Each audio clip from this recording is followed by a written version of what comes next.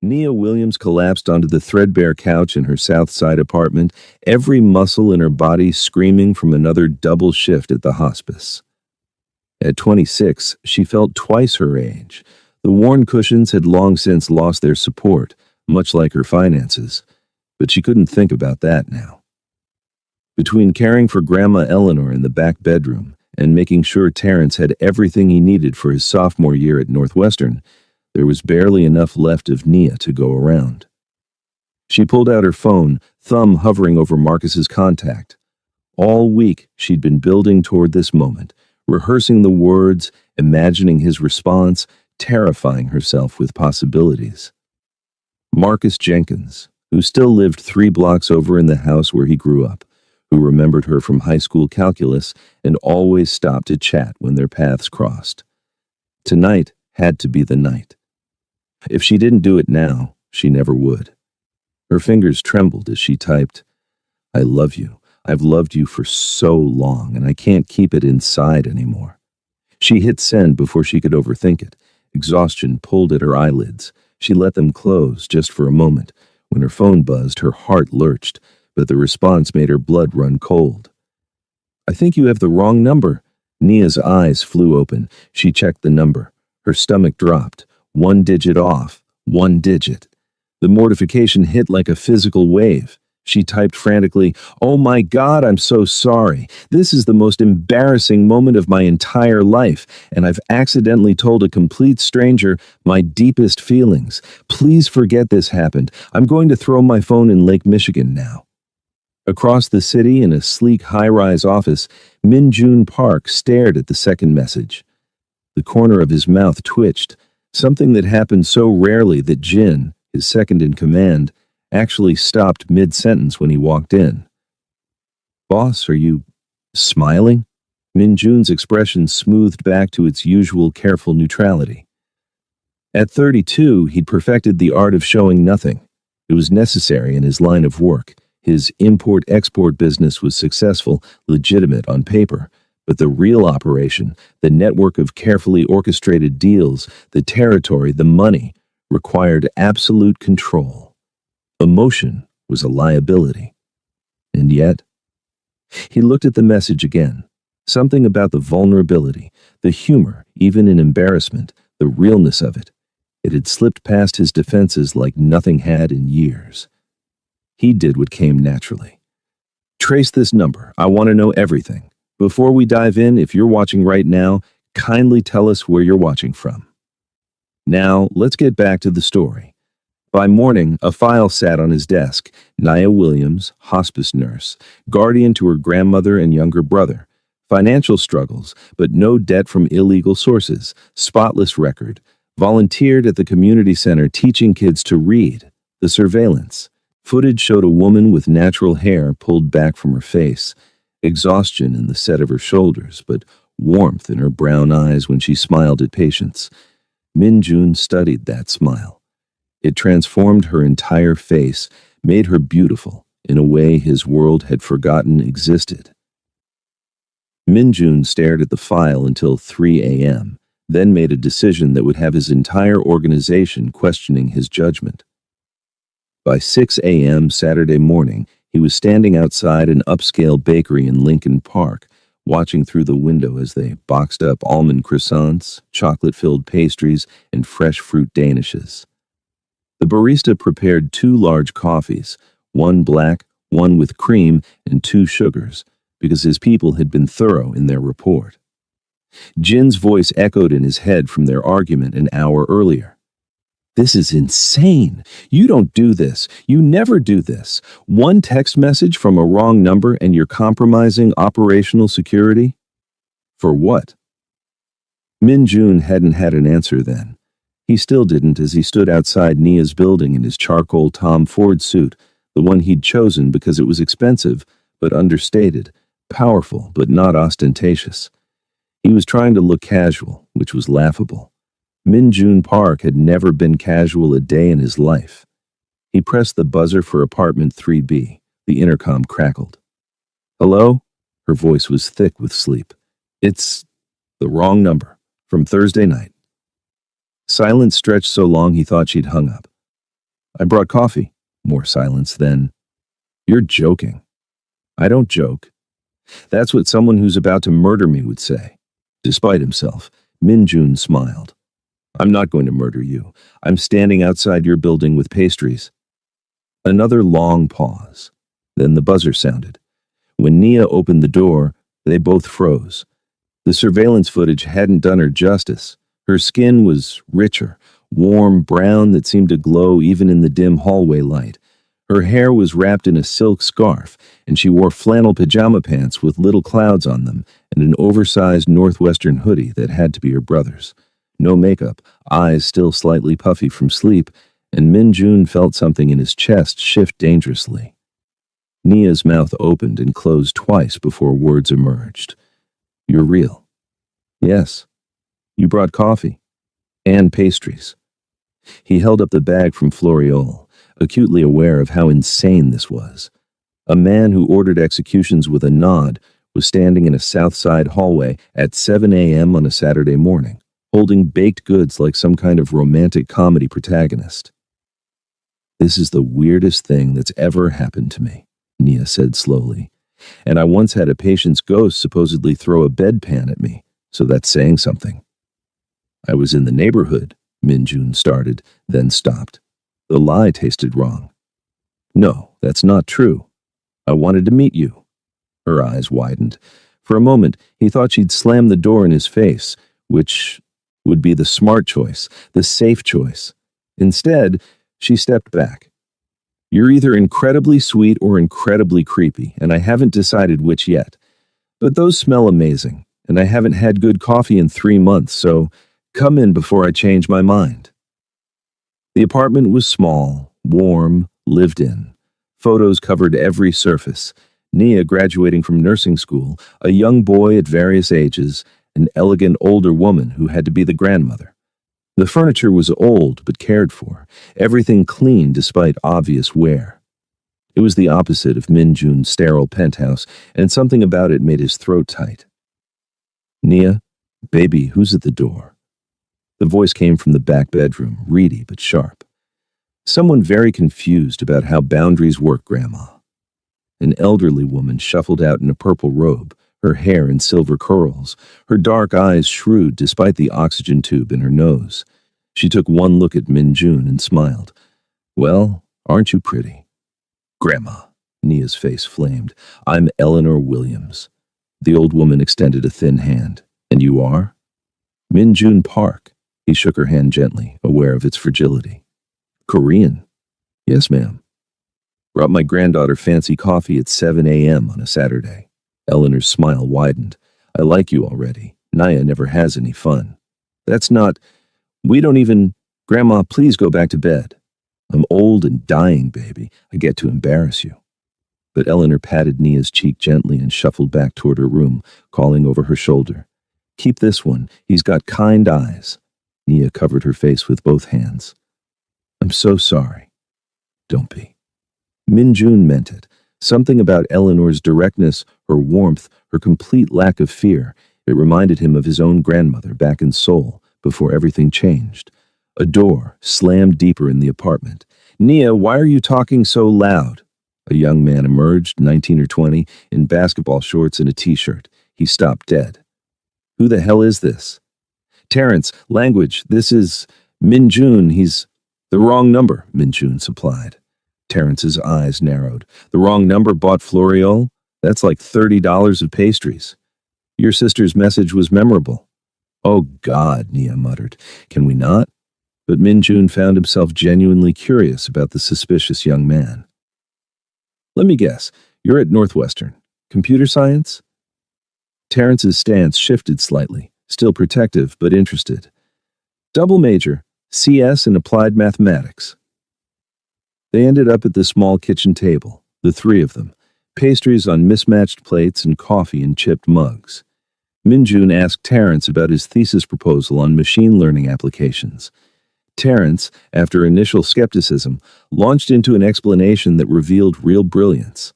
Min Jun offered insights, carefully edited versions of how he'd used similar algorithms in business logistics, and watched the kid's face light up. Nia said, Little, watching them both with an expression Min-jun couldn't quite read. When Terrence finally excused himself to work on a problem set, she leaned forward. How do you know so much about machine learning algorithms? I read. Nobody just reads that deeply into ML theory. Min-jun met her eyes. She was smart, this woman who'd accidentally texted him her heart. Too smart to lie to, though he'd have to.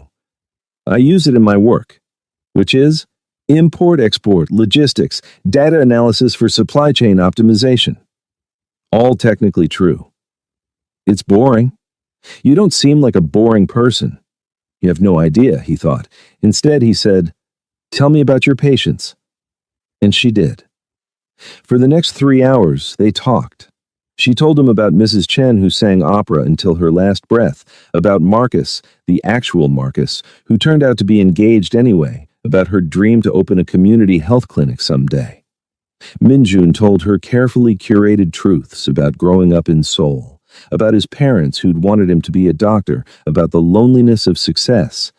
He didn't tell her about the territory war brewing on the west side, about the shipment arriving Tuesday that he'd need to personally oversee, about the fact that he'd killed 3 men before his 25th birthday. When he finally stood to leave, the afternoon sun was slanting through the windows. I should go. Yeah. Nia walked him to the door. This was weird. Very. But also kind of nice? Yes. He looked at her, this woman with tired eyes and a generous heart, and knew with absolute certainty that he should never see her again. Can I take you to dinner? Tomorrow? She bit her lip, smiled. You're definitely creepy, but also maybe incredibly sweet. So, yes. As Min-jun walked to his car, Jin's warnings rang in his ears, but all he could think about was Nia's laugh, her grandmother's knowing smile, her brother's enthusiasm about algorithms. He was already in too deep. And he didn't care. The Ethiopian restaurant on Clark Street became their place by the second visit. Min-jun watched Nia tear off pieces of injera with practiced ease, scooping up dorowat while explaining the difference between berber and mitmita spices. Her eyes lit up when she talked, hands gesturing, and he found himself memorizing every detail, the way her natural hair caught the candlelight, the small scar on her left eyebrow from a childhood fall, how her laugh started soft and then bloomed into something uninhibited. You're staring, she said, not looking up from her food. I'm listening. You can listen without looking like you're solving a complex equation. Min-jun felt his lips curve. Maybe you're a complex equation. Smooth, but she was smiling. Your turn. Tell me something real. His phone buzzed for the 7th time that hour. Jin, probably, with updates on the West Side situation, or Lee about the shipment schedule, or any number of emergencies that would normally have him halfway out the door. He silenced it without looking. I've lived in Chicago for 8 years, he said slowly. I've never been to Millennium Park. Nia set down her injera. You're joking. I don't joke. Yeah, I'm learning that. She shook her head, incredulous. We're going. Tomorrow. Nope, tomorrow. This is a cultural emergency. So they went to Millennium Park on a Tuesday afternoon. Min-jun in dark jeans and a cashmere sweater that probably cost more than Nia's car payment, looking thoroughly out of place among the tourists. She dragged him to Cloudgate, laughing at his polite confusion over why everyone was photographing a giant bean. It's reflective. It's art. She pulled out her phone. It's a bean. You're impossible. But she was grinning, taking a selfie of them both, their reflections warped and multiplied in the sculpture's surface. Min-jun looked uncomfortable in the photo, standing stiffly, but his eyes were on her, not the camera. Soft, unguarded. He made that expression disappear so quickly, she almost thought she'd imagined it. Later that week, Terrence's ancient Honda Civic died in the driveway with a grinding sound that made Nia want to cry. They couldn't afford a mechanic. She was mentally calculating how many extra shifts she'd need when Min-jun appeared. He'd been doing that lately, just showing up like he had some sixth sense for when she needed help. Pop the hood, he said simply. You know about cars? Something flickered in his expression. I know about a lot of things. He shed his suit jacket. Charcoal gray, definitely Tom Ford, definitely worth more than the car, and draped it over their rusty chain-link fence. Then he lay down on the oil-stained concrete driveway in his dress shirt and slacks like it was the most natural thing in the world. Terrence handed him tools, both of them speaking a language of carburetors and timing belts that Naya didn't understand. She sat on the porch steps watching this man, this impossibly put-together man who moved through the world like he owned it, get motor oil on his expensive clothes, and genuinely smile at her brother's terrible jokes. People walked by on the sidewalk, and she noticed how they gave Min Jun a wide berth, even lying on his back under a car, like something in his bearing commanded space without asking. "Your boyfriend's weird," Terrence said later, after Min Jun had left and the car was running. "But in a good way, I think. He's not my boyfriend. Nia. He fixed our car. In a $3,000 suit." She didn't have an answer for that. The groceries appeared on Thursday. Not cheap staples, but good things. Fresh vegetables, quality proteins, the expensive oat milk she loved but never bought. No note, no explanation, just bags on their doorstep. When she called Min Jun, he answered on the first ring. "Yes? Did you send us groceries?" A pause. "I don't know what you mean." "Min Jun, maybe you have a secret admirer." "I have you, who shows up and fixes things and makes phone calls about Terrence's scholarship. Yes, he told me about that too. And I don't—" She stopped, struggling for words. "I don't know how to feel about this." Another pause, longer. When he spoke, his voice was quieter, almost uncertain. "I just want to help. Is that wrong?" The vulnerability in his tone disarmed her. This man who carried himself with such authority, suddenly sounding almost shy. "No, it's not wrong. It's just a lot. I can stop." "I didn't say that," she heard him exhale. "Nia, I don't know how to do this, any of this. I just know that when I think about you struggling with things I could easily fix, it physically hurts." Her chest tightened. Okay, thank you. For the groceries and the scholarship calls and everything, but Min Jun, talk to me first, all right? Let me be part of these decisions." "All right." But they both knew he'd keep trying to fix things. It was who he was. The rain started during dinner Saturday night, a late autumn downpour that turned the streets to rivers. Min Jun insisted on walking her home despite the weather, both of them huddled under his umbrella. By the time they reached her building, they were soaked anyway, laughing at the absurdity of it. She looked up at him, rain streaming down both their faces, and made a decision. "I know you're holding back." His expression shuddered. "Nia, you are. I can feel it. The way you check your phone and don't answer. How you never talk about your family or your work beyond vague descriptions. The expense of everything. The way people look at you." She stepped closer. "And I don't care. I don't need to know everything right now. But I need you to stop treating this, us, like it's temporary, like you're going to disappear. You don't understand what you're asking. Then help me understand, but don't shut me out. I don't want you to hold back anymore." Something in Min Jun's careful control cracked. He lowered the umbrella, letting it clatter to the ground, and cupped her face with both hands. His palms were warm against her rain-chilled skin, his touch achingly gentle. "If I stop holding back," he said softly, "I won't be able to let you go." "Good." He kissed her like a man drowning, like she was air and he'd been underwater too long, desperate and tender and fierce all at once. His hand slid to the back of her neck, fingers threading through her wet hair while the other stayed on her face, thumb stroking her cheekbone like she was something precious, something he was terrified of breaking. Naya felt herself falling. Had been falling since he showed up with coffee 2 weeks ago, maybe since the moment he responded to her wrong number text with unexpected kindness. She gripped his soaked shirt, kissed him back with everything she had, rain pouring down around them like the world was washing away everything but this moment. When they, finally broke apart, both breathing hard, Min Jun pressed his forehead to hers. "You're going to ruin me," he whispered. "Good," she said again. She was already ruined too.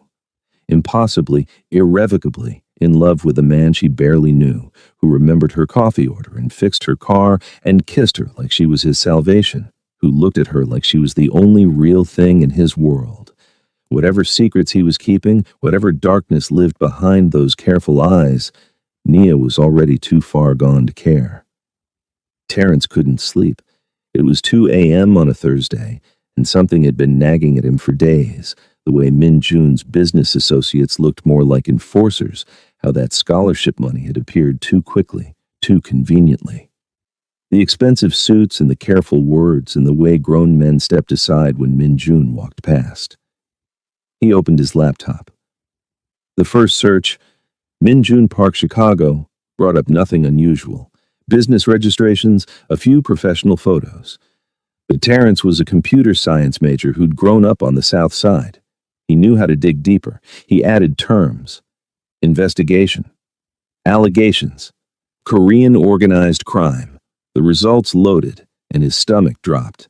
Chicago Tribune 2019. Alleged crime boss walks free after witness recants.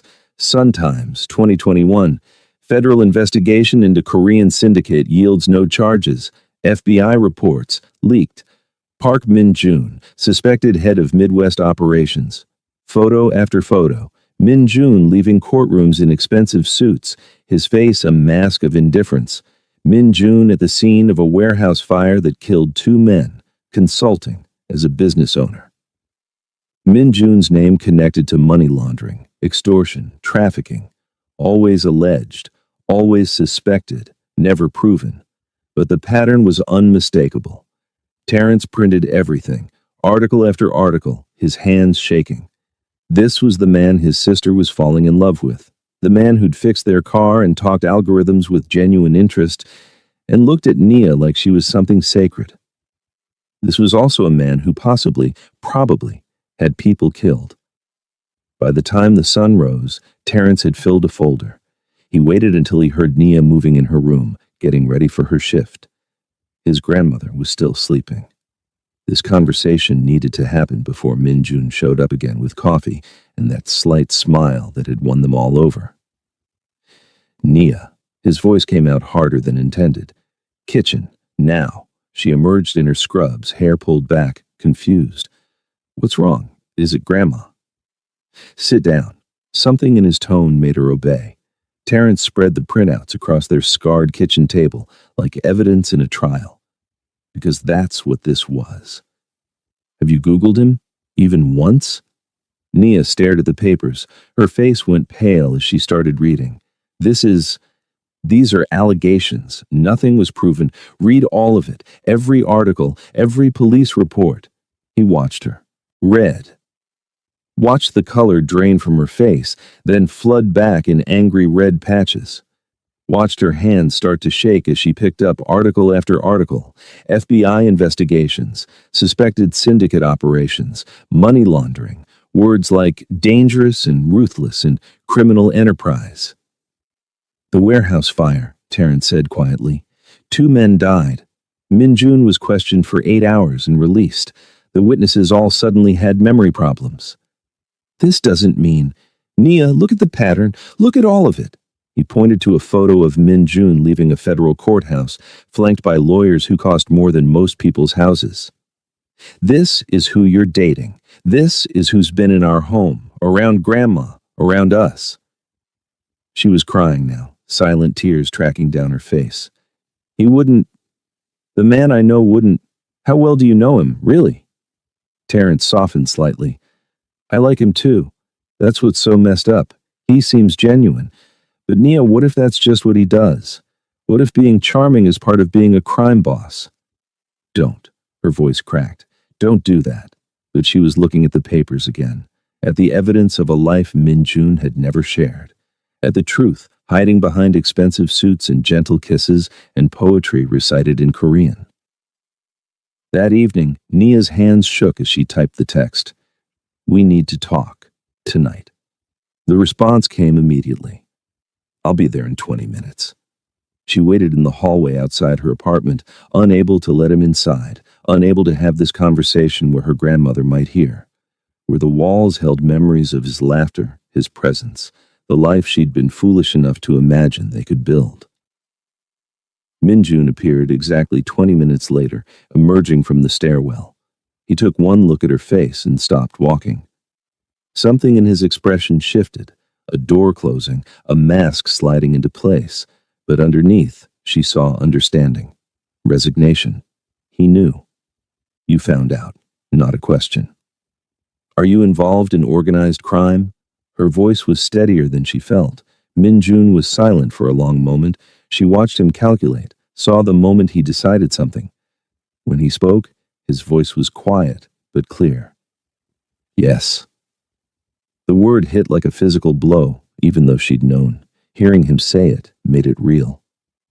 Are you the boss? Yes. Have you? She couldn't finish. Couldn't ask about the blood on his hands, the violence, the things he'd done to build whatever empire the articles described. Yes? He answered anyway. Though I've worked to minimize casualties, to protect people where I can, to be... He laughed bitter. Better than my predecessors, if that matters. It doesn't make it okay. I know. Nia wiped her face angrily. Why didn't you tell me? Would you have let me stay if I had, that first morning? He met her eyes. I should have told you. After the first date, the second, any of them. I was selfish. I wanted... His voice roughened with emotion he was clearly fighting to contain. I wanted to pretend I could be someone else, someone worthy of you. Being with you puts me in danger. Real danger. Yes. Just yes. No minimizing, no excuses. The honesty was somehow worse than lies would have been. My family too. Terrence, my grandmother. Yes. Minjun's jaw tightened, which is why I'll walk away, right now. It's the only honorable thing to do. My feelings for you don't matter compared to your safety. Each word seemed to cost him something. I'm sorry, Nia, for all of it, for not being who you thought I was, for putting you at risk, for being too weak to stay away in the first place. She wanted to rage at him, wanted to demand how he could do this, pursue her, make her fall in love with him while hiding something so fundamental, wanted to ask why he couldn't be the man she'd believed him to be, the one who fixed cars and made her grandmother laugh and kissed her like she was precious. Instead, all that came out was, leave, please. I need time to think. Minjun nodded once, a sharp movement that looked almost military. If anyone approaches you, anyone you don't know, asking questions about me, call this number immediately. He handed her a card with a single phone number printed on it. Jin will make sure you're protected, even if you never want to see me again. I don't want your protection. You have it anyway, whether you want it or not, whether I'm in your life or not. That doesn't end. He turned to leave, and Nia noticed for the first time how heavy his footsteps sounded. Like every step carried the weight of his entire world, the violence, the secrets, the impossible choices. Like walking away from her was physically painful. She almost called him back. Instead, she watched him disappear down the stairwell, watched the space where he'd been standing. The hallway smelled faintly of his cologne, cedar, and something expensive she'd never be able to afford, evidence of his presence lingering after he was gone. The first day without Minjun, Nia threw herself into work. Double shift at the hospice, where Mrs. Chen asked about that handsome young man, and Nia had to excuse herself to cry in the supply closet. She came home to find groceries on the doorstep again, fresh flowers this time too, and nearly threw them down the hallway before Terrence caught her arm. Don't waste good food because you're mad, he said quietly. She kept the groceries, threw away the flowers, hated herself for both decisions. The second day, she researched. Hours of reading about organized crime, about the Korean syndicates in the Midwest, about Minjun specifically. Every article painted him as calculated, dangerous, untouchable. Sources close to the investigation described a man who'd consolidated power through intelligence and strategic violence, who eliminated threats efficiently, who ran his operation like a Fortune 500 company, legitimate, Businesses fronting illegal ones, money laundered through dozens of shell corporations, connections reaching from Chicago to Seoul. This was supposed to make her feel better, make her choice easier. Instead, she found herself remembering how his hands shook slightly when he first kissed her, how he'd learned her grandmother's peach cobbler recipe and brought it over with such shy pride, how he'd listened to Terrence talk about algorithms with genuine interest, not the polite attention of someone humoring a kid. The man in the articles and the man she knew existed in the same body, and she didn't know what to do with that. The third day, her grandmother had a bad spell. Nia sat beside her bed, monitoring oxygen levels, adjusting medication, while Eleanor drifted in and out of consciousness. In a lucid moment, the old woman gripped Nia's hand. "You're thinking about him." "Grandma, rest. I'm dying, baby. Don't waste my good hours." Eleanor's eyes were sharp despite her weakened body. "You think I don't know what's going on? That boy hasn't come around. You've been crying. Terrence has been angry. What happened?" Nia told her. All of it. The articles, the allegations, the truth Minjun had admitted. Eleanor listened without interrupting, her thin fingers still wrapped around Nia's hand. When Nia finished, Eleanor was quiet for a long moment. Then, "Come closer. Let me tell you something about your grandfather." "Grandma, I know Grandpa wasn't perfect, but..." "Hush. Your grandfather ran numbers for the Southside bosses in the 60s. Did you know that?" Eleanor's voice was matter of fact. "He took bets, collected debts, did what he had to do to survive when black men couldn't get real jobs in the city. He wasn't violent, but he wasn't innocent either. And I loved him anyway. 43 years I loved that man." Nia stared. "I didn't know. Because we don't talk about it. Because life isn't as simple as good and bad, legal and illegal. Your grandfather made choices, hard ones, to survive and protect us. He got out eventually, went legitimate. But those years happened." Eleanor squeezed her hand. "Love isn't about finding someone perfect, baby. It's about whether someone makes you want to be brave enough to see them fully and choose them anyway. But Minjun is dangerous. He could what? Hurt you." Eleanor's laugh turned into a cough. When she recovered, her eyes were fierce. "Baby, I've watched that man with you. He looks at you like you're the sun after a lifetime of darkness. That man would burn his whole world down before he let harm come to you. The question isn't whether he's dangerous. The question is whether you're brave enough to love someone complicated." The fourth day, Terrence surprised her. They were eating leftover Chinese food, more mystery deliveries, when he said, "I've been looking into what Minjun's organization actually does." "Terrence, just listen. Yeah, there's illegal stuff. Money laundering, probably extortion, things I don't want to think about. But Nini, have you noticed what's been happening in the neighborhood?" He pulled out his laptop, showing her data. "Gang violence is down 30% in the past year. The community center got a huge anonymous donation. 5 kids from our block got random scholarships. That bodega that kept getting robbed hasn't had a single incident in 8 months. So he's a benevolent crime lord? That's your argument?" "No, I'm saying he's complicated. I'm saying maybe he's trying to be better, maybe because of you." Terrence met her eyes. "Look, I don't like this at all, but I've been watching and he's good to you, Nini, really good. And I think you're good for him too. You make him want to be someone better than he is." "That's not my job. To fix him?" "No, but maybe it's not about fixing. Maybe it's about choosing." Terrence shrugged, uncomfortable with the philosophical turn. "I'm just saying, if you love him, and you do, I can see it. Maybe that's enough. Maybe love is choosing people even when they're complicated." The fifth day, Nia sat on her worn couch, the same one where this had all started with a wrong number and an accidental confession, and stared at her phone. She thought about the articles and the allegations, about her grandmother's stories and Terrence's reluctant acceptance, about Minjun's face when he'd admitted the truth, the way his voice had broken when he'd said he'd walk away. She thought about how he'd held her in the rain, desperate and tender, how he'd quoted poetry in Korean and then translated it shyly, like offering her a piece of himself, how he'd worked on their car in his expensive suit, genuinely happy to help, how he'd learned to make peach cobbler, bringing it over with such pride when he got it right. She thought about what her grandmother had said. Life isn't as simple as good and bad. At 8 p.m. on the fifth night, Nia picked up her phone. Her hands were steady when she typed, "Come over, we need to talk." The response came in seconds. 20 minutes. He must have driven like a demon, because it was 18 minutes when her buzzer rang. Nia let him up, opened her door, and waited. Min Jun looked like hell. His suit was rumpled, dark circles under his eyes, hair slightly disheveled.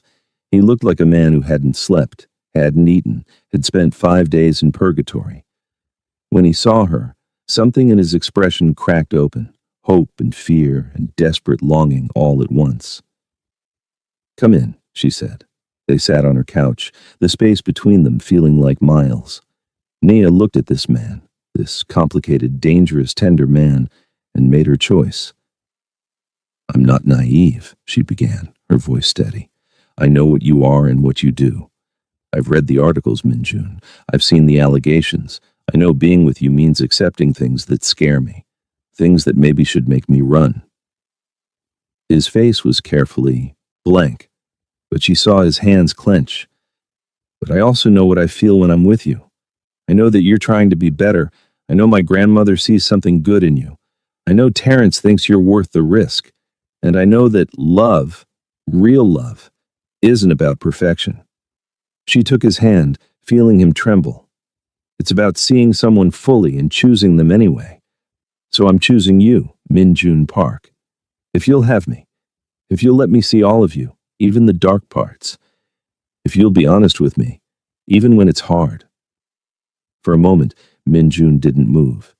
Then, this man, who commanded respect through fear, who'd built an empire through calculated violence, who hadn't cried since childhood, felt tears slip down his face. He pulled her into his arms, holding her so tight she could barely breathe, and whispered in Korean first, then English, "I'll spend the rest of my life being worthy of that choice. I swear it. 나는 당신을 사랑합니다. I love you. I'll be better. For you, I'll be better." Nia held him while he shook, this powerful man crumbling in her arms, and she knew, with absolute certainty, that this wouldn't be easy, that there would be hard days and impossible choices, and moments when she'd question everything. But she also knew she'd choose him again. Every time. Despite everything. "I love you too," she whispered, "even though you're complicated." "Especially because I'm complicated," he corrected, his voice rough with emotion, and she felt him smile against her hair. The morning after their reunion, Min Jun showed up at 6 a.m. with coffee and something new. Honesty. He sat at her kitchen table and told her about a shipment coming in from the West Coast, about a territory dispute he was mediating, about the legitimate real estate deal that was actually a front for moving money. He spoke matter-of-factly, watching her face for signs she'd bolt. She didn't. She listened, asked questions, and when he was done, said simply, "Thank you for telling me." It became their pattern. He didn't hide his work anymore, though he shielded her from the worst details, the violence, the specific threats, the decisions that kept him awake at night. But the broad strokes, the structure of his organization, the impossible choices he faced daily, those he shared. Nia learned that his organization had 5 major divisions, that Jin wasn't just his second, but his childhood friend who'd followed him from Seoul, that the import-export business was actually profitable and legitimate, funding operations that weren't. She learned he'd inherited this life from his uncle at 23, and had spent nearly a decade trying to make it less brutal than what came before. "I'm not looking for redemption," he told her one night, both of them on her fire escape, the city sprawling below them. "I know what I am, but I can be better than I was. For you. For us. That has to count for something." "It does," she said, and meant it. Months in, Min Jun called a meeting with his inner circle, Jin, Lee, Park, and 2 others, men who'd been with him for years. They sat in his office, a converted warehouse space in a nondescript building, and stared at him like he'd lost his mind. We're reducing violent operations by 40% over the next year, Min-jun announced. Focus shifts to legitimate business expansion and strategic partnerships. We use influence, not intimidation. Boss, with all respect, that's suicide. Lee leaned forward. The Russians will see it as weakness. The Mexicans will push into our territory. The Russians and Mexicans will see we're strategic, not desperate. Violence draws law enforcement. Violence creates vendettas. Violence is expensive. Min-jun's voice was calm. We're evolving or we're dying slowly. I choose evolution. Jin studied him with knowing eyes. This is about her. This is about survival. She just helped me see it clearly. Min-jun met each man's gaze. We've been operating on fear for too long. Fear works until it doesn't. Then everyone loses. I'm building something sustainable. They were skeptical, but over the following months, they saw results. Law enforcement attention decreased. Revenue actually increased as they focused on profitable, legitimate ventures. Retaliatory conflicts dropped because they weren't starting them. Other organizations noticed the shift and adjusted their own approaches. Jin cornered Min-jun one evening. I was wrong about her. She makes you smarter, not weaker. I know, Min-jun said simply. Meanwhile, Nia's community was watching. Mrs. Patterson from 3B, who'd known Nia since she was in diapers, pulled her aside at the corner store. This man you're seeing, the Korean one, Nia braced herself. Yes, ma'am? I don't know what he does, and I don't want to know. Mrs. Patterson's eyes were sharp. But I know my grandson got into that tech program because of a scholarship that didn't exist last year. I know Mr. Chen's store hasn't been robbed since spring. I know we can walk to the corner at night again. She patted Nia's hand. You brought us something good, baby, even if it came in a complicated package. It became a pattern. The community center got renovated. Anonymous donation. 3 more kids from their block got scholarships. The gang activity that had plagued their streets for years simply stopped. No obvious police presence, no dramatic arrests, just a quiet shift that everyone noticed and no one questioned too closely.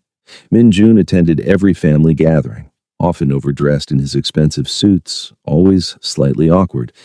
He learned to cook Grandma Eleanor's peach cobbler, her fried chicken, her collard greens. He'd show up with flour on his Tom Ford shirt, looking simultaneously ridiculous and endearing. You don't have to do this, Nia told him, watching him carefully season chicken. I want to learn your world, the things that matter to you. He glanced at her grandmother, who was supervising from her chair. Besides, your grandmother says I need to know how to cook real food, not just that restaurant nonsense. Eleanor cackled. Damn right, can't trust a man who can't feed his woman. Grandma! But Min-jun was smiling, that rare, full smile that transformed his face. 4 months in, Min-jun asked Nia to attend a negotiation dinner, a dispute between his organization and a Vietnamese group over territory boundaries. She tried to refuse. I don't belong in that world. You belong where I am, he said simply, and I think you can help. You understand people in ways my men don't. You see things we miss. The dinner was tense. 8 men around a table, speaking in careful euphemisms about business interests and operational boundaries. Nia felt utterly out of place in her simple dress among these men in expensive suits, discussing territory like corporate executives discussing market share. Then she noticed the Vietnamese leader's second, younger, angry, radiating hostility. She leaned toward Min-jun and whispered, The young one feels disrespected. His boss keeps dismissing him. That's why he's pushing for conflict. Min-jun's eyes flickered. He addressed the young man directly in Vietnamese. Nia hadn't known he spoke it, and included him in the conversation, asked his opinion, treated him with respect. The tension shifted. The young man relaxed. The negotiation suddenly became possible. They reached an agreement that night. No bloodshed, no turf war, just practical boundaries both sides could accept. Jin pulled Nia aside as they left. That was unexpected. You're good at this. I'm good at seeing people, she corrected. It's what nurses do. Still, thank you. He paused. He's different with you. Better. We've all noticed. After that, she became an occasional presence at negotiations, never for anything violent, but for moments requiring diplomacy, emotional intelligence, seeing past posturing to real concerns. Minjun was careful about how much he exposed her to, but her insights proved valuable. Their relationship deepened in quieter ways, too. Minjun learned to be vulnerable, to share his fears about following his uncle's path, about whether he could ever truly be good enough for her. Nia learned to be strong in ways she'd never imagined, to hold space for moral complexity without judgment. They laughed more than either expected. Minjun had a dry, sharp sense of humor that emerged when he felt safe. He'd make devastating observations about his business rivals or tell deadpan stories about organizational mishaps that had Nia crying with laughter. They built rituals. Saturday morning coffee on her fire escape, watching the city wake up. Wednesday dinners with her grandmother, where Minjun would present his latest cooking attempt.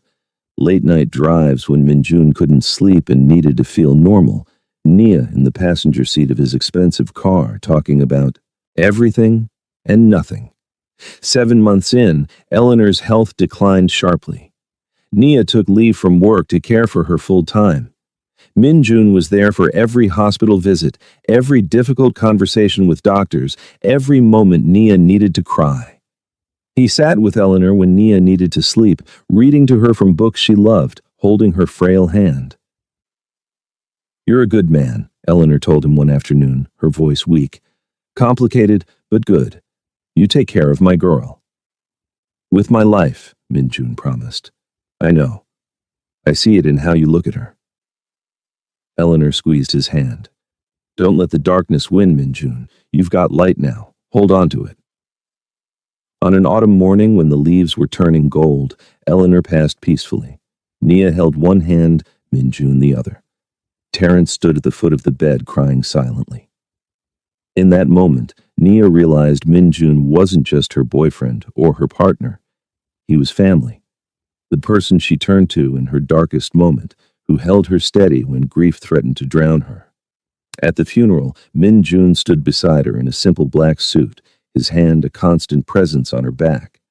Her community surrounded them. Mrs. Patterson, the neighbors, her co-workers, people whose lives Eleanor had touched. And they accepted him, this complicated man who'd loved their Eleanor, who loved her granddaughter with obvious devotion. "She was right about you," Nia whispered during the service. "You're good. Complicated, but good." Minjun pulled her closer, pressed a kiss to her temple, said nothing because some truths didn't need words. They'd built something together, a bridge between worlds that shouldn't connect but somehow did. It wasn't perfect. It would never be simple. But it was theirs. And it was real. And it was enough. 3 months after Eleanor's death, Minjun became impossible to work with. Jin watched his boss obsess over engagement rings with a mixture of amusement and concern. "The emerald cut or the cushion cut?" Minjun asked for the 3rd time that week, spreading jeweler catalogs across his desk. "Boss, they're both expensive rocks. She'll love either one." "This isn't about expensive." Minjun's jaw tightened. "This is about getting it right." He'd planned everything meticulously, the way he approached all operations. Rooftop restaurant overlooking the city, string quartet, 24 roses, a photographer hidden to capture the moment. He'd reserved the entire venue, coordinated with Jin on security, even arranged for Terence to be coincidentally nearby to celebrate after. It was elaborate, grand, expensive. It felt completely wrong. The evening before the planned proposal, Minjun drove to the cemetery alone. He'd been coming weekly since Eleanor passed, bringing fresh flowers, peonies, her favorites, and talking to her like she could hear him. Maybe she could. He wanted to believe that. He knelt beside her headstone, placing the flowers carefully. "I'm proposing tomorrow. Have this whole plan, but I'm not sure it's right." He laughed softly. I've negotiated million-dollar deals without breaking a sweat, and I can't figure out how to ask your granddaughter to marry me. The wind rustled through the trees, carrying autumn leaves across the grass. Min-jun closed his eyes, remembering one of his last conversations with Eleanor. She'd gripped his hand with surprising strength, her voice weak but clear. That girl doesn't need your money or your grand gestures, baby. She needs your heart, honest and bare. Give her that, and you give her everything. Min-jun opened his eyes, staring at Eleanor's name carved in stone. Tell me how to do right by her, he whispered. The wind gusted again, and somehow, he knew. He pulled out his phone and canceled everything. The restaurant, the quartet, the photographer. Jin called immediately. Boss, what's going on? Change of plans. I'm doing this differently. How differently? Honestly. The next evening, Min-jun showed up at the apartment with takeout from Addis Ababa, their favorite Ethiopian restaurant. When Nia opened the door, she looked surprised. I thought you had that business dinner. Canceled. Wanted to spend the evening with you. He held up the bags. And Terrence, if he's here? How did you know? I pay attention. He smiled slightly. Is that okay? Terrence emerged from the back room, suspicious as always, but warming quickly when he saw the food. They sat around the table, the same one where Terrence had spread those damning articles months ago, and ate like a family. Terrence told stories about campus life, about his roommate who couldn't code to save his life, about the professor who'd taken him under her wing. Min-jun listened with genuine interest, asked questions, laughed at the right moments. It was so normal, so perfect, that Min-jun almost lost his nerve. When Terrence stood to leave, claiming he had to get back for a study group, Min-jun stopped him. Actually, could you stay? I need you here for this. Terrence froze mid-step. His eyes went wide. Oh, if that's okay. Yeah, of course. Terrence sat back down, suddenly looking nervous. Min-jun didn't get on one knee. He'd never been good at traditional gestures, at performing emotions he felt too deeply to display properly. Instead, he sat beside Nia on that worn couch, the same one where she'd sent that accidental text, where they'd had their first real conversation, where she'd told him she was choosing him despite everything. He took her hand, felt it tremble slightly. Or maybe that was him.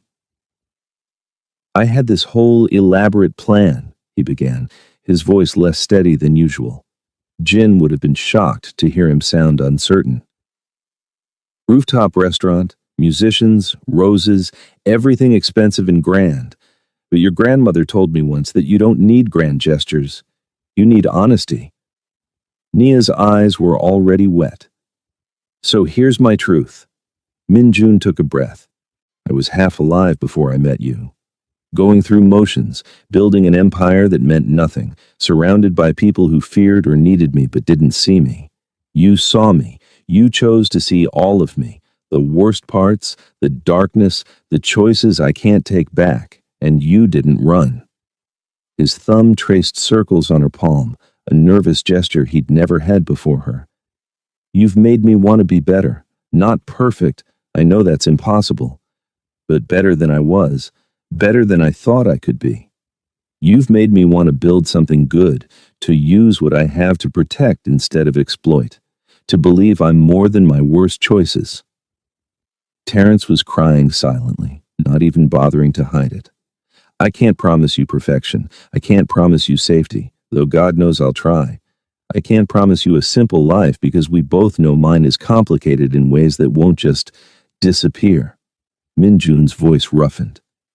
But I can promise you my absolute honesty, my loyalty, my protection, every piece of my heart for as long as I live.